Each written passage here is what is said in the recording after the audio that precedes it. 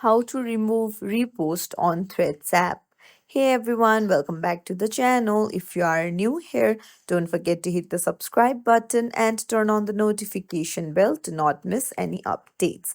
In this video, I'll show you how to remove repost on your Instagram threads if you change your mind or want to clean up your feed. So, first things first, open up a Threads app, then head over to the profile icon at the bottom of your screen, and then you can see the repost tab. You just need to tap on it, and then there you can see the uh, two arrows forming a loop. That is the same icon that you use to repost. Now to remove it, you need to tap on it again, and then you can see the remove repost option.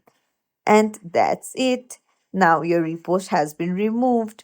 If you found this tutorial helpful, don't forget to hit the subscribe button and like and share our video. Thank you for watching.